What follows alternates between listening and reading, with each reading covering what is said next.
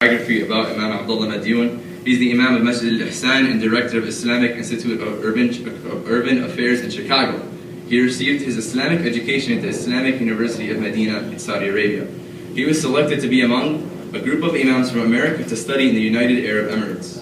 He is the former Imam of Masjid al-Amin in Gary, Indiana, in addition to his service as Imam and Coordinator of Islamic Studies for the Indiana Department of Corrections.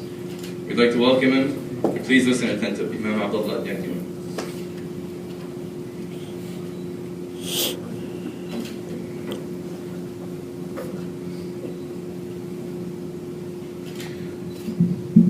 Assalamu alaikum wa rahmatullahi wa barakatuh. Bismillah ar-Rahman ar-Rahim wa salatu wa salam ala Sayyidina Muhammad wa ala alihi wa sahbihi ajma'in. I'd like to open up first and foremost by thanking God, Allah, and Allah is who we refer to as Muslims as God in Islam, and thanking Him for giving me the ability to come here and facilitate this program. The topic today is Islam in brief, and what we intend to do is to just, in a very concise and succinct way, try our best to explain what Islam is. I'd like to thank the Muslim Students Association for inviting me here and giving me the opportunity to participate in this particular program. One of the reasons for why we Muslims have chosen to utilize or exercise our efforts, put forth an effort to talk about Islam is simply because in the news now we're hearing a lot about Islam. And unfortunately we're hearing a lot about Islam from people who are not Muslims, people who are not practicing Islam. So because of this, we see as necessary to try our best to work towards eradicating these erroneous misconceptions and misgivings about the religion of Islam, because it appears to be that those who are speaking about Islam have some ill intent in trying to depict Islam as something negative, even in spite of the fact that there may be some negative aspects that are warranted by people's behavior. It's not necessarily that this has anything to do with the religion, but people are people. So therefore, there's always a possibility and a chance for someone to claim that they are practicing something or they are part of something, but they themselves are not practicing it in its best way. So sometimes when that happens, then people have a tendency to view the religion as something bad or some defect in the religion because someone chooses to practice it or do something antithetical or contrary to the religious principles.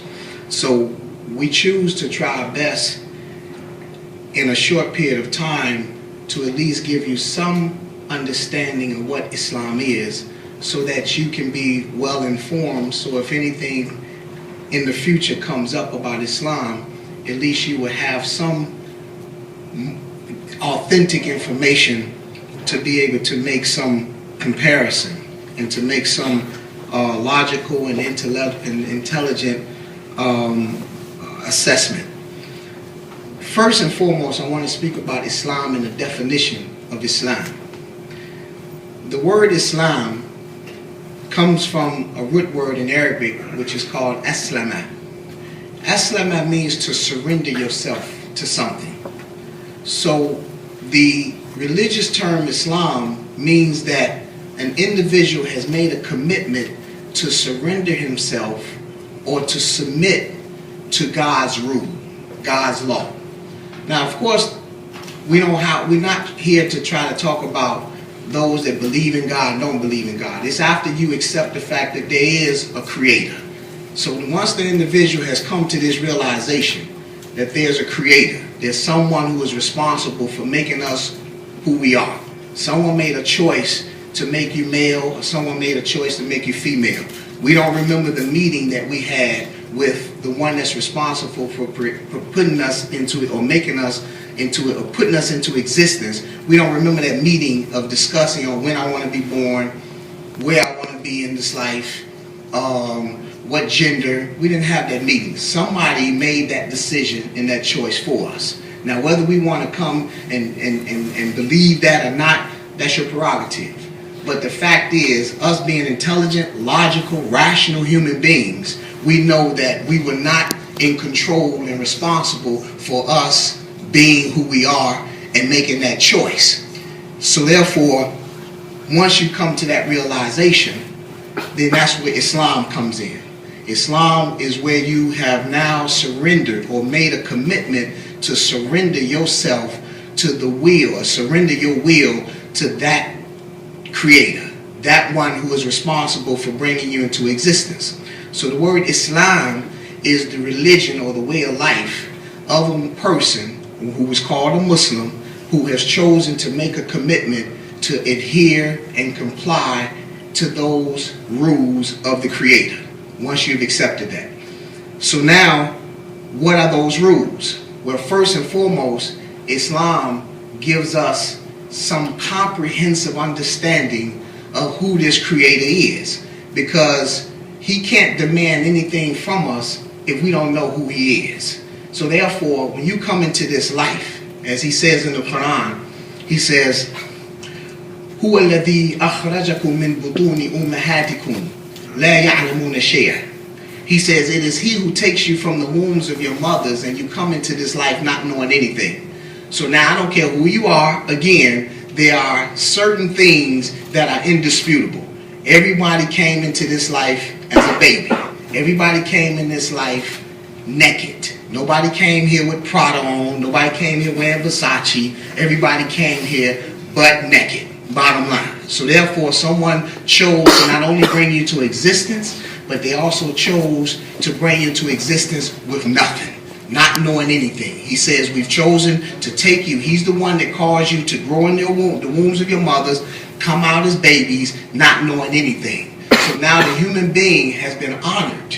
Okay, he tells us in the Quran, وَكَرَمْنَا بَنِي Adam, that we have honored the son of Adam. You see, now how does he honor us? Well, when you look at us, you see that we have the ability to manipulate creation unlike any other creation. Anything else, we have the ability to manipulate creation. That's why we're able to continue to keep advancing and evolving in technology and medicine and all sorts of things. Other creation can't do that. The ant is going to still be the same ant. He hasn't developed cell phones. He's not on computers now. Bees don't make honey and grape juice. Bees make honey, and that's it. And they've been doing this for many, whatever, ions, you see. So therefore, this is the reality. So, and even he is responsible for creating everything. So therefore, all of this that we see is all there in order for us to recognize the existence of this creation, of this creator. So now in Islam, Islam is a monotheistic religion, meaning that we believe that there's only one creator, not two, not three, not many, but just one. And the way that we worship him is in three aspects. The first aspect in Islam is called Rububiyyah. Rububiyyah is where we accept and believe that there's only one Lord. Okay, it means the oneness in the lordship of God. Now what do we mean by the oneness in lordship? We mean that the Lord in Arabic is called Rabb. Rabb is the one who nurtures you, who takes care of you. So therefore, this God is the one first and foremost who chose to create you, and then now it's his responsibility to provide for you. So it is he who set up the earth, custom made it, tailor made it, put the right level of oxygen in it, then began to cause the rain to come down to bring the earth to life after it's barren, after it's dead, and bring about its foliage, its different greens, its different fruits, its different vegetables. For what? For us. He don't eat bananas. He don't eat mango. He doesn't eat vegetables. He's free from all these things. But he has provided all of this for us, because if he's going to create us and bring us into existence, then it is his responsibility to take care of his creation. So therefore, he has made it where available for us, they accommodate us with these things. So therefore, the first thing that he wants to do is give us these things so that we can recognize, number one, I come from nothing. There's another verse in the Quran that's very profound. And it says, هَلْ أَتَى عَلَى الْإِنسَانِ حِينٌ مِنَ الدَّهْرِ لَمْ يَكُنْ شَيْئًا مَذْكُورًا. Does man, now again, what's beautiful about the Quran is that the Quran is constantly appealing to man's intellect. Because it is the intellect of man that causes him to remove God out of existence. It's nothing else that caused man to remove God out of existence except the way he thinks about things, the way he perceives things, the way he conceptualizes things. It is all the intellect. So if you can use your intellect to remove God out of the picture or accept whatever, it's always the way we think about things. So therefore, in the Quran, the first thing that God does is appeal to man's intellect in order for him to logically reason with the things that are at his access. So God says, the first thing he tells man is that what? Do you not just ponder over the fact that there was a period of time where you wasn't a thing mentioned? Okay, so therefore he's coming to you with sound reason that everyone in this room 100 years ago, they were not in existence. You see, so there's no argument with that. Where were you? Where were you floating? Where were you? Tell me what the life was before you came here. You don't even remember the life in your womb. Now, if someone was able to communicate with the human being and tell him in his womb that after about 8 months or 9 months, you're going to come into a whole nother existence, they probably wouldn't believe you. Because you've not experienced that life outside. While the baby is in the womb, he's sitting there relaxing, floating in some fluids, enjoying things, getting fed, nice, comfortable environment. And then somebody tell him, yeah, but after a while, you're going to come out, you're going to grow, you're going to deal with drama, you're going to deal with snow in Chicago, you're going to deal with winter, you know what I'm saying?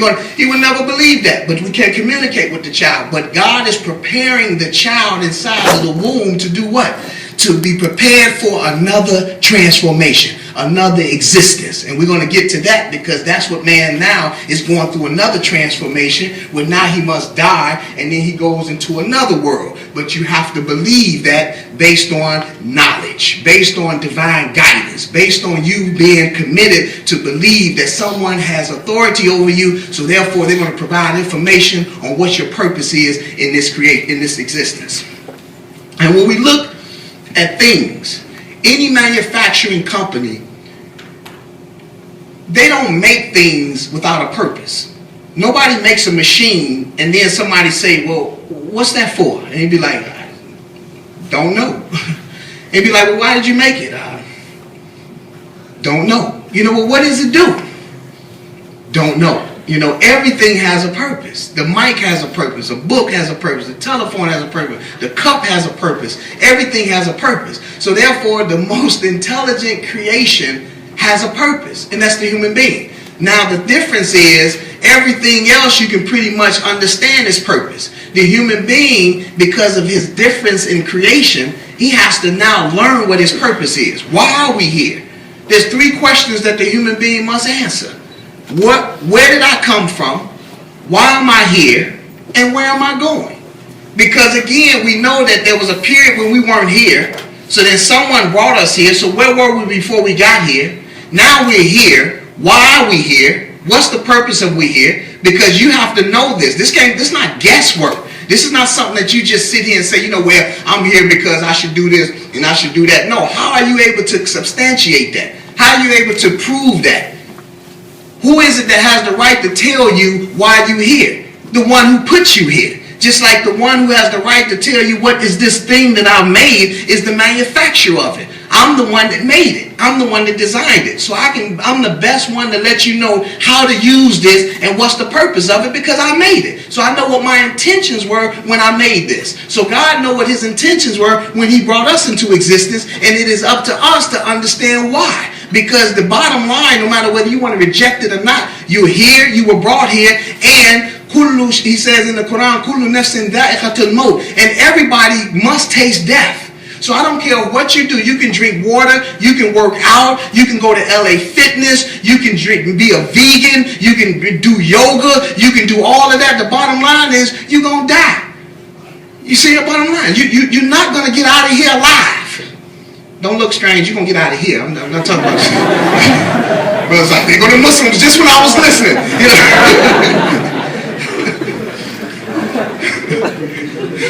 Just I was feeling them, man. Where's the exit? You know, no. You're going to get out of here. Hopefully. Anybody got heart problems? Let me know. So the thing is that once that reality sets in, then there's supposed to be something intellectual to tell you, okay, look, man, no matter what I do, I can make so much money, I can get a job, I can be this, and I can be affluent, and I can be whatever it is. But the bottom line is, you're going to end up at the same place. There's a verse, there's a hadith where the Prophet sallallahu alaihi wasallam said, "Inna mat'abnit," he said, "Inna mat'abnit Adam." No. "Inna ta'ana, inna mat'am ibn Adam, duriba للدنيا مثلا بما يخرج من ابن آدم ولو قزحه وملحه فانظروا ما يصير إليه أو كما قال رسول الله صلى الله عليه وسلم." He says, "إن مطعم ابن Adam," that the food of the son of Adam. Now listen to this. This is interesting. He said there is an example or an analogy that has been put forth, like a similitude, an analogy, for human beings regarding their food and the life of this world.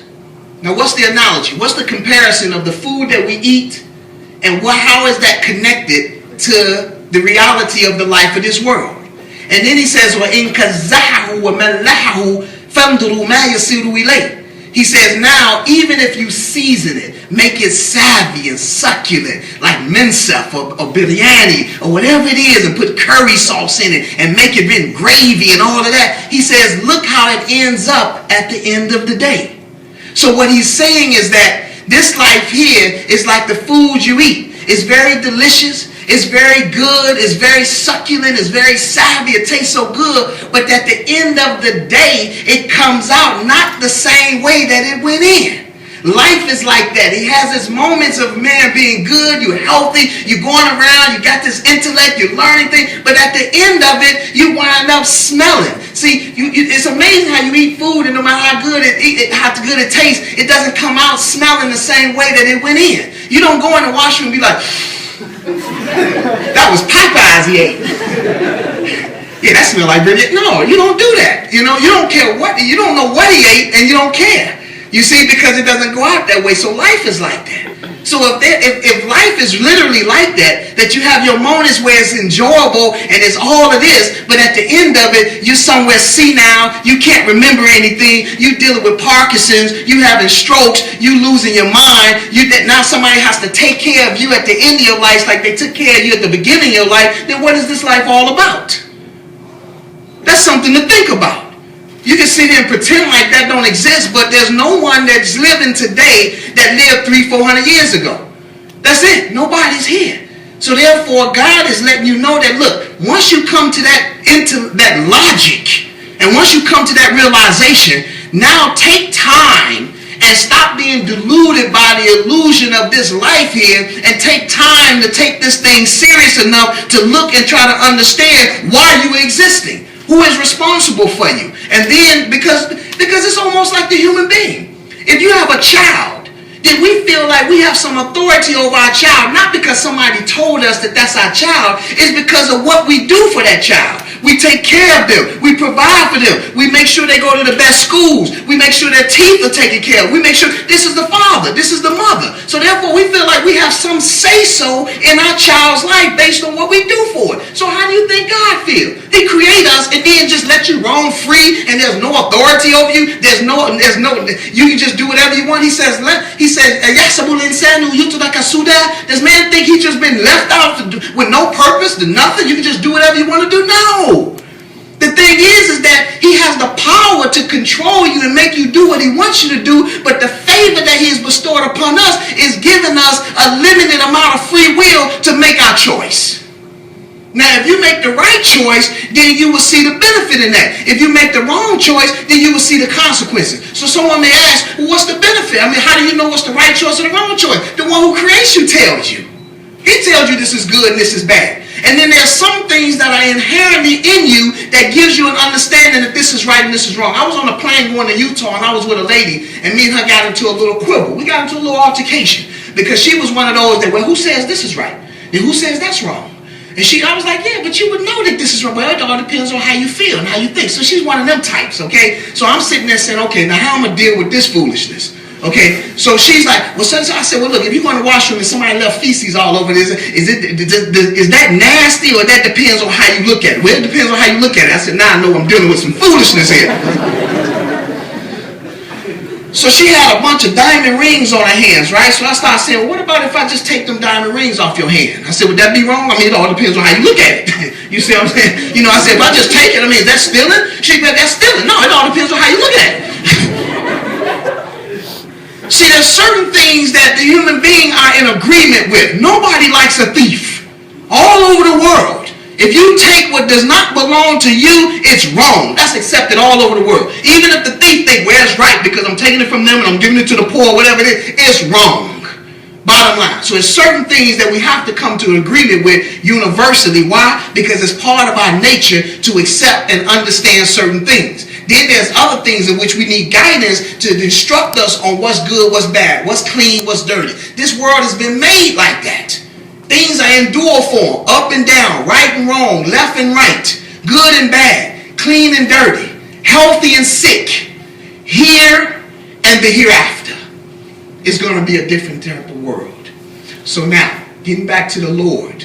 So once you recognize that somebody created me, somebody is responsible for me, somebody is human beings are the only people that cook their food.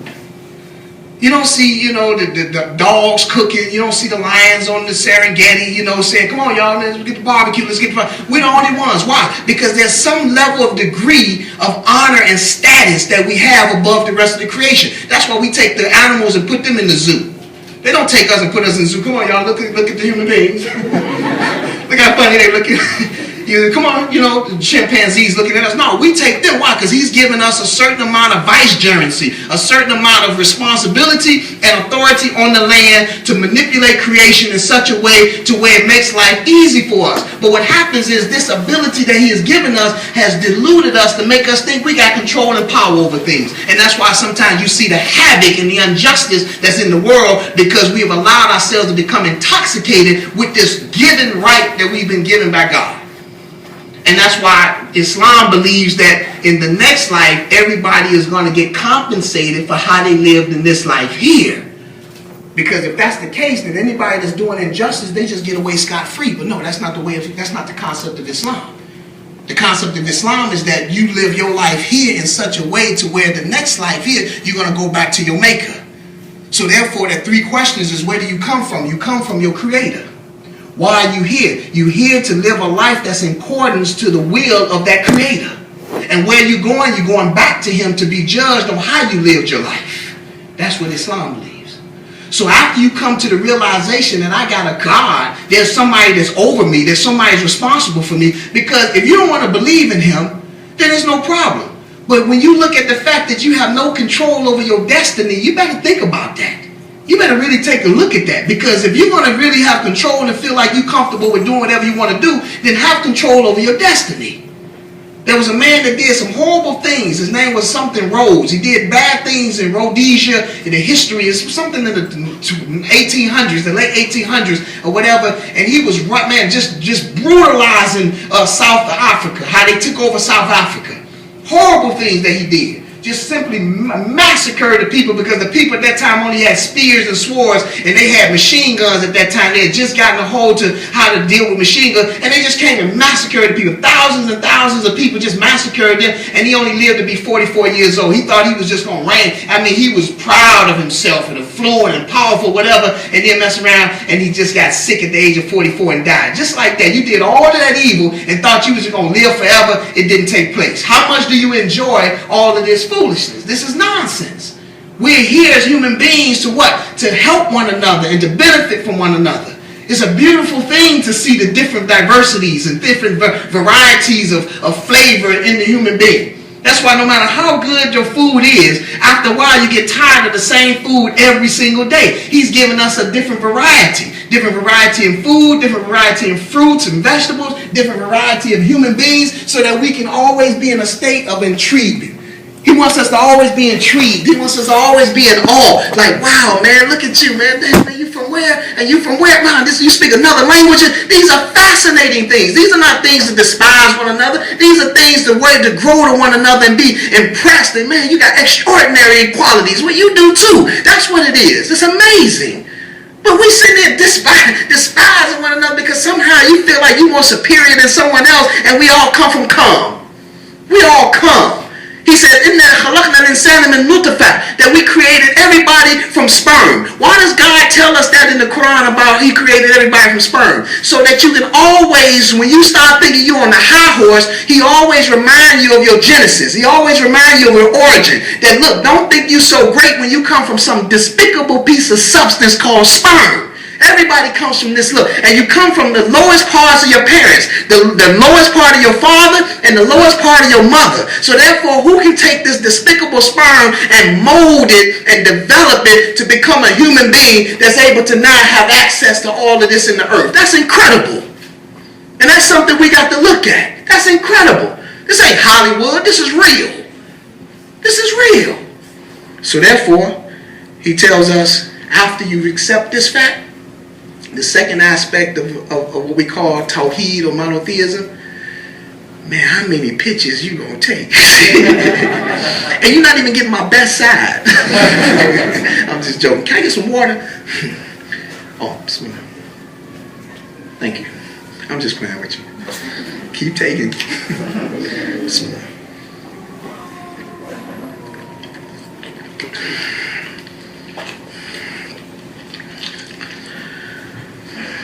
The second part is what we call uluhiyah or ubudiyah. Ubudiyah is when now once you accept that someone is your Lord and has responsibility of taking care of you, now uluhiyah is the part that comes in where now what is your responsibility to this creator?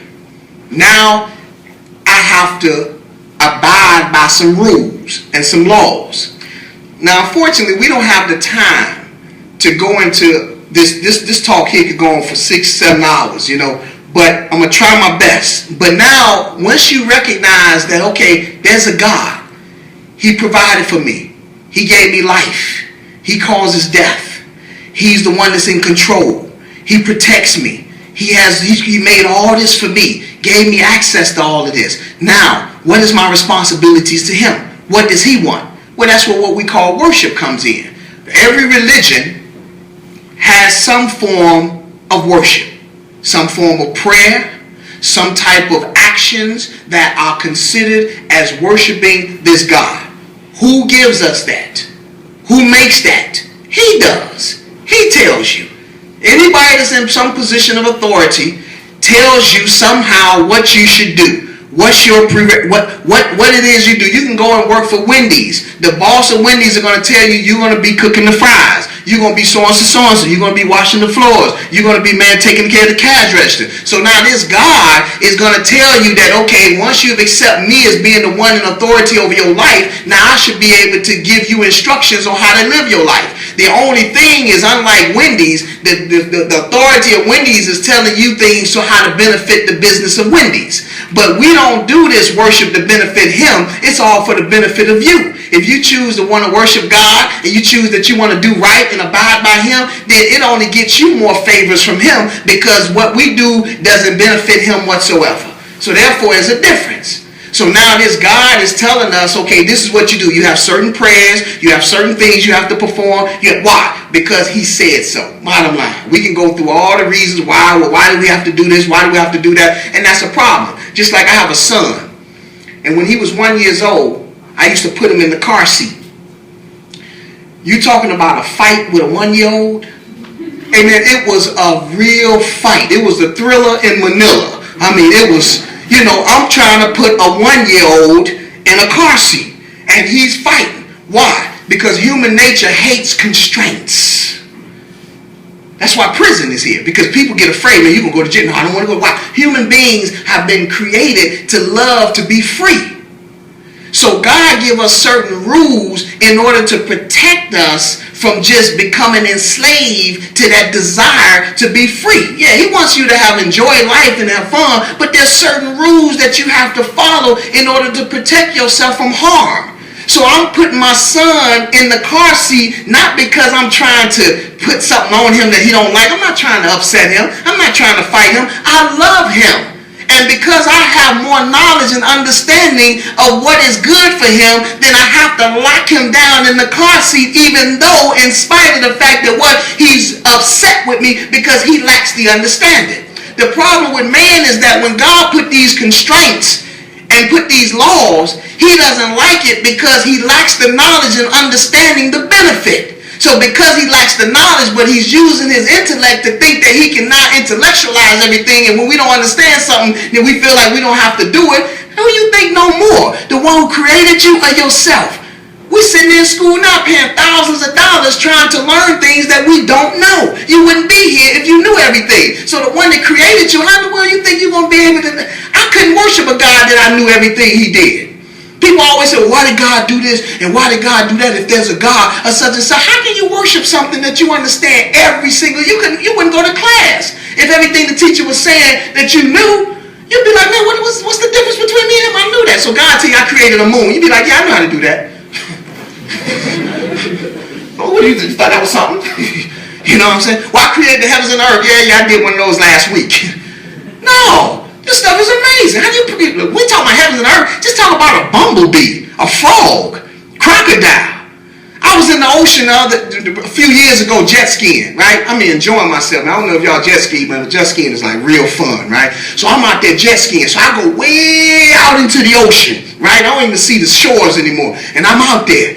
And then I start thinking, there's 30,000 different variety of fish in the ocean that they know of. But only one came to mind. What was that? Absolutely. And I got right back to us, 55 miles an hour. Now, you know you got to have respect for out of 30,000 things people think about you, top of the food chain. I wasn't out there talking about watch that tuna. You know, catch that salmon, man. No, I was thinking about that shark. Now, who creates a shark? How do you even come up with the concept to even make something like that? And I don't know if y'all ever seen one close up, but I've seen one close up. They psychotic. There's no negotiating with them. You can't tell me I got kids. He said, well, why didn't you bring them? That's a snack. But anyway, so, uluhiyah. Now you worship this God. The third aspect, and I can go longer in that, but I'm just trying to because time is running out. The third aspect in monotheism is what we call asma'u wa sifat, the names and the attributes. Because this God, you have to be able to have some concept of him. Now he said, lam yakun lahu kufuwan ahad. There's nothing in comparison to him. So therefore he has no image, he has no color, he has no shape, he has no form. He's free from anything that you can conceptualize. But there has to be something given to us to have some kind of way of understanding who it is that's in charge. So he gives us attributes. So one of his attributes is el-basir. Now there's many of them. And in Islam we're taught about 100 of them. But his attributes are infinite. And what's really interesting is the word infinite. We know nothing that's infinite in this life. Everything has its end. So then you can't sometimes conceptualize infinity. You know, what is infinite? How can something be infinite? And he tells us that his knowledge is infinite. That means that it doesn't end. So now what's so beautiful is that he's given us one little aspect. It may be more, but I know one. That gives us some indication of the reality of how to have a concept of something that's infinite. Does anybody know? What do we use every day in our lives that gives us an understanding of something that never stops? It keeps going on and on. Y'all need to ask for your money back for this education y'all getting. Numbers.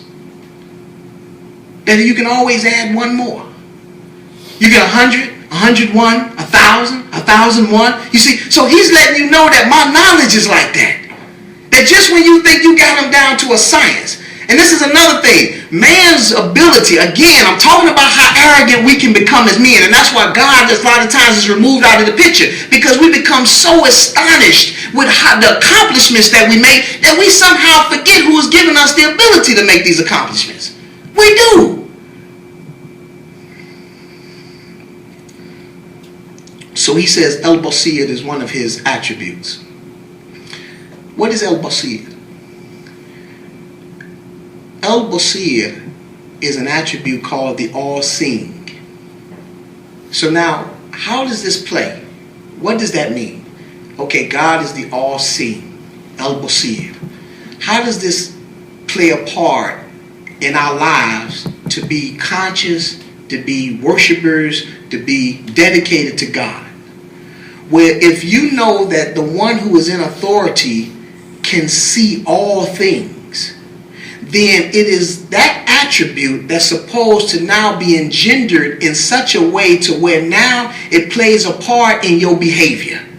That if anybody that's in authority is standing right there, your behavior is going to be different unless you got some problems, unless you just want to be rebellious. But if you honestly trying to do what's right, but there's that moment of where you getting these little demonic insinuations and you thinking about doing something wrong, but the police is there. How many of us is driven the car and we driving fast, and as soon as we see the state troopers or the police, we slow down? That's automatic. It's automatic. You can tell me all day long, I just keep going. Yeah, you get a ticket. That's as simple as that. But no, you slow down. Why? Because there's a natural instinct in you to respect that person or that one that has authority. Only because of what? You were speeding before you saw them. Now because you fear the fact that they may see you, then it caused you to make some adjustments in your speed. So this is the same reason why God give us the attribute of letting us know that I see all things. So now when you recognize that reality and you really believe that, now it helps you to develop a certain level of consciousness in your behavior, because you know that whatever I do, I can't get away because the one that's in charge is always seeing me. That's the important thing. Another attribute is El-Sami'un, that he's the all-hearing. So now that helps you to do what? It helps, because if you just say God, that don't really develop all of this. So you need other extra added attributes to understand and comprehend what you're dealing with, who you're worshiping. So now the all-hearing, that means that even if I whisper, he hears me. Then he says he's El-Alim, the all-knowing. So now whatever I'm thinking, he knows. So now he knows my motive. He knows my intentions. I may do something and tell you I had good intentions, but he knows. And so all of his attributes are there in order for you to understand that, look, the one that you worshiping, he knows everything. He has power over everything. He's the creator. He's the maker. He also calls himself El-Rahman, El-Rahim, the merciful, the most gracious. Why does he do that? Because we need to know that the one who is in authority has mercy. The worst thing is to deal with someone that has no mercy. Sometimes if the police ever stop you, you hoping that the person has mercy. You roll down the window and you be like, oh man, you look like a nice officer. Yeah, may I help you, officer? Yeah, you were speeding. Yeah, I know. He said, okay, just be careful, okay? That's mercy. You like that. As opposed to the one that, officer, yeah, I didn't mean it. I don't care if you didn't mean it. License, registration, insurance, It's a mean type of thing. So therefore, he's letting you know that, look, I'm in charge, but I don't have a big ego. I don't have to show you that I'm in power and this and that. I'm a merciful one. So that helps the human being to know that even if he makes a little mistake down here or some major mistake, he knows that the one that's in charge will be merciful if he tries to make the adjustments. So this is about God. So anyway, we got a few more minutes. There's other aspects too, but I want to get with Prophet Muhammad. May peace and blessings be upon him. In Islam, like in all other religions, there's a prophet. Now, before you get to the prophet, you have to get to why he was sent and what he was sent with. In Islam, we have the book called the Quran. In Christianity, you have the book called the Bible, or we call it in Arabic the Gospel or the Injil. In Judaism, we call it the Torah or the Torah. So every religion has a book. And it also that book came with a prophet. Now, the thing that most people don't understand is that in Islam, Islam, when we say Islam, the definition linguistically of Islam means that everybody that chose to surrender themselves to the will of God was considered as a Muslim. We're talking about everybody, the Christians that was submitting to the will of God according to the gospel and according to the Jesus and what Jesus came with. We are considered them as Muslims. Why? According to the definition of what a Muslim is. A Muslim is one who has surrendered himself to the will of God. So that means that if a Christian is adhering strictly to the gospel and strictly to the laws of God, then we consider them as a Muslim. Now there's a difference in that because, and I don't want to get into that, but in Islam we believe that all of this is a series of revelation. So we had the Torah, then we had the gospel, and now we have the Quran. This is just an evolution of revelation. So anyone who is present during the time when one revelation was not present, that one that precedes that one, then there's an obligation for them to follow that. So before Islam came with the Quran, then those people who was following the gospel, that's what they supposed to follow. But once a new prophet comes, and once now a new book comes, then they have to pick up that new revelation and leave that one there, because now God is now finalizing his revelation, the evolution of revelation. This is where we get stuck. That the Jews get stuck with what? The fact that they just want to stay with stay with Moses, and they disagree with the fact that Jesus came as a prophet. And then the Christians, they stick with Jesus, and they don't believe that Prophet Muhammad and the Quran came, and that's where it sticks. And that's where the little difference comes in. So in Islam, we believe that now Prophet Muhammad was the final prophet. Jesus, Moses, Abraham, all the other prophets in the past, we believe in all of those. Noah, all of those, Lot. But now there's a series, because that's the way that God chose to do it. He chose to send books, and he chose to send his messenger by way of prophets. Now, what's the significance of prophets? Why did he send prophets? Because, number one, every manufacturing company comes with a manual to give you an understanding. You buy a car, I don't care if you buy the little cheapest car, the little Hyundai Civic. Does anybody have one? I don't want to be talking about nobody's car. My fault, brother. It's a nice car. I swear, man. It's one of the. I was thinking about getting, But whatever car it is, it comes with a manual. Why? Again, the manufacturers know that we made this, and so we're going to give you a manual to instruct you on how to get the best usage out of this. So God created us. He's the manufacturer of the human being. So now he provides a manual to give us an understanding on how we get the best usage of this creation, which is us. So that manual is revelation. And that's what we call the Quran. So the Quran is the guide of man to instruct him how he should go about living this temporary life that he's going to live until he reaches his destiny. Now, the prophet is there to give us a human example of how to live it. Because if we don't have someone who is in direct connect with that creator to instruct us and be an example of how to live it, then we're going to dispute on its interpretation. And this is what happens. You understand? So therefore, if there's not somebody that we can use as an arbitrator to give us clear-cut, authenticated understanding on how to apply God's law, then we're gonna have difference of opinion in terms of interpretation, and we may go different ways, and we may begin to innovate things, and we may begin to start corrupting and contaminating revelation. So the prophet is there so that the people who was receiving or who was present during the time of the prophet was receiving uncut information directly from the one who's communicating with God to instruct us how to apply God's law. That was the reason for Prophet Muhammad. That was the reason for Jesus. That was the reason for Moses. That was the reason for all the prophets, so that they can be human examples of how to live the life that God wants them to live.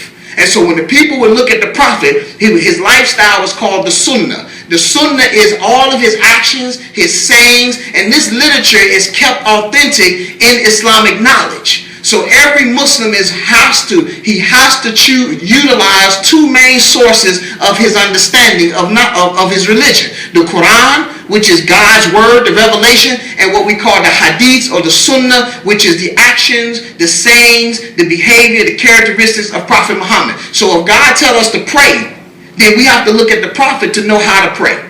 If God tells us to fast, then we have to look at the prophet to determine how to fast. Because if he just say pray, and then there's no example, then man, we may choose any sort of form of prayer. So therefore it makes sense for him to send someone as a human being as an example. Some of the pagans who used to refute and argue with the prophet, they would say, why didn't he send an angel down? But God would say, if I sent an angel, then that would really give you now the right to say, you know what, you an angel, man. You ain't no human being. You ain't down here on earth. You don't know how it is down here, man. It's rough down here. You an angel. You see, so he sends a human being so that we can't argue with that human being and say, man, it's rough, man. He said, I'm a human being just like you. If I can do it, you can do it. Well, what about this? Well, I can do it, you can do it. Of course, he's going to be the best. Why? Because God's not going to send someone to be an example for his purpose and then have some type of major defect. Like, Prophet Muhammad, at the end of the day, smoked a Newport. No, that's crazy. He's going to make sure that he maintains the highest, what we call khuluq, the highest character, so that now everybody has the best to look at, to try to implement and emulate. And that's the reason for Prophet Muhammad. So Prophet Muhammad came with the best character. He came with certain laws and rules. He wasn't somebody that, they depict him as being like this was his religion, or they depict him as being some radical individual, whatever. No, if you read about Prophet Muhammad, you can have many books on Prophet Muhammad, read about him, and you will see that he was one of the best examples of man. In fact, he was the best example of mankind. Last but not least, and then we'll finish, the concept of what we call the akhirah. This is very simple. The akhirah means that after this is all over, everybody got to go to this another place called the Day of Judgment. Everybody goes to the Day of Judgment. So therefore, we have to believe, or Muslims believe, that all of our efforts here are not just for here. We believe that when we leave here, we're promised a very good life if God accepts our behavior. We promise what you call Jannah, which is paradise. How does it look? That's part of the goodie of it, because you don't know how it looks. But what God does, which is beautiful, is that he gives you a life where you can experience pleasure and you can experience pain. So that if he tells you, because in the Quran it tells you that you're going to enjoy pleasures beyond what you can imagine. But if you had never experienced anything pleasurable here, then you wouldn't strive for something, because you wouldn't have any correct concept of what that means to be pleasure. What does pleasure mean? So anything that we enjoy here, and we only enjoy pleasure through our five senses. You either feeling something good, you hearing something nice to hear, you seeing something that's beautiful, you smelling something that smells good, or you're tasting something that's delicious. So he's telling you that all these little pleasures that you enjoy here, I'm the one that created you and gave you those senses. Just like he gives us 2 legs. Some animals he gives 4. Then he gives certain animals move without legs, like snakes. It's amazing. They got a black mamba, African snake, that literally can move at about 12 or 14 miles an hour and has no legs. That's incredible. So you can't run from him. And he's about, 20 feet, like 20 feet. I mean, you can't run from him. So he lets you know, I can create something to move without legs. I can create 2 legs. I can create something with 4 legs. Or I can create little centipedes with 100 legs. Whatever it is, I can do what I want to do. Create spiders. So therefore, he's letting you know. So in the next life, we are taught in Islam that when this is all over, no matter what struggles you went through, no matter what hardships you went through, no matter what pain you went through in this life here, in the next one, if you lived right, if you believed in this God, if you was committed to trying to do the best you can to obey him and live according to his rules, then you're going to get everlasting bliss. But there's an opposite. Like I told you, things endure. If you choose to ignore this reality, this is Islam. If you choose to ignore and believe that there's no God, I can do whatever I want to do, I can live life whatever I want, there's no authority over me, there's no God, there's no existence, I can do pretty much what I want, I can enjoy life, it's my life, this and that, that's fine and dandy. He gives you that choice. But we believe that if you make that choice and you want to ignore the fact of this authority, then there's consequences, just like there's consequences with daddy and mommy. You choose to do something opposite to my laws and rules in my household, there's going to be some type of clamps put on you. There's going to be some type of consequence. Either you're going to be grounded, you're going to be punished, you're going to be put out, whatever it is that they choose, whoever's in authority. God has the same authority. If you choose to do something opposite to what he wants you to do, and he will send you signs, he will send you messages, he will send you signals, he will send you guidance. And if you ignore it and ignore it and ignore it, and I know people who personally, when I was in Indiana State Prison, I was teaching there. Boy, you got to qualify everything here. His brother was like, I knew it. He looked like, I knew he looked like he served time. No, I didn't serve no time, brother. I was working there. But I was meeting people who was literally telling me that they had signals telling them before they did what they did to get in there not to do it. But they rejected it. Why? Because the overwhelming temptation to satiate their appetite at that time to do whatever it is that they wanted to do that was against the law. So human beings are like that.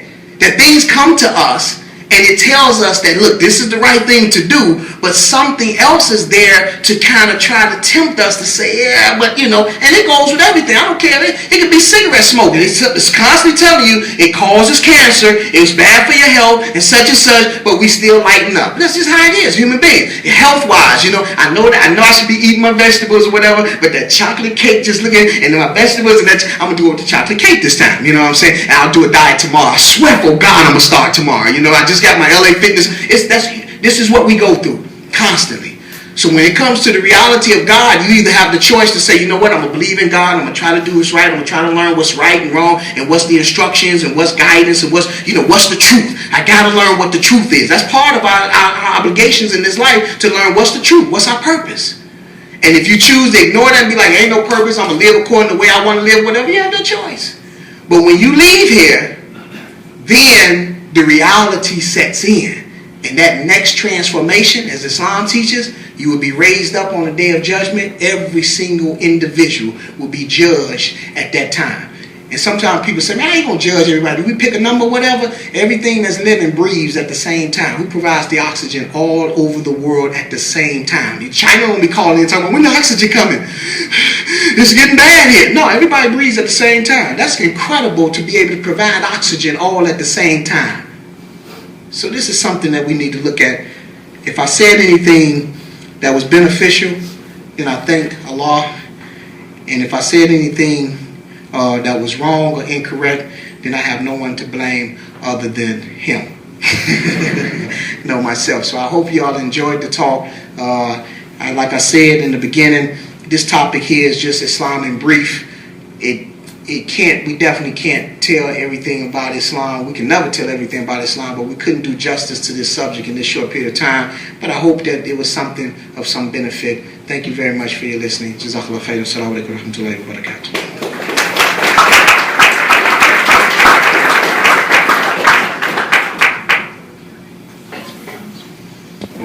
We'll have a short question and answer session for those that would like to ask any questions. So if you have any, just please raise your hand. Don't be shy. You don't have to be shy.